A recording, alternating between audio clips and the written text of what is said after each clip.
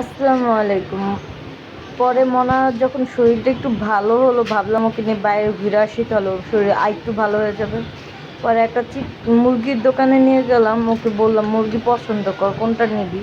ও তো মুরগি যা দেখে যা ভাই, আতঙ্কিত, ভিতরে যা, নিবেই ভিতরে না। যাও, কিচ্ছু হইব না, যাও। আর ওর ওইখানে তোমারে খাইবে যাবেও না, না, তুমি ওরে মুরগির খাইয়া সাথে লাও, যাও অন্য যাও, সব বিড়ালরা খাও হলে একলগে খেলতো। যাও। যাই হোক, ঘুরতে ঘুরতে আমি দিমু। এসে বললাম একটা দোকানের ওখানে, যেখানে লেখা ছিল বিড়াল অ্যাডopশন দেওয়া হবে, এই নানাটা বিড়াল অ্যাডopশন দেবে। পরে সন্ধ্যার দিকে এইসব কথা বলে আসলাম সিঙ্গারা, চিকেন সিঙ্গারার দিকে। আমরা চিকেন সিঙ্গারা খেলাম দুটা।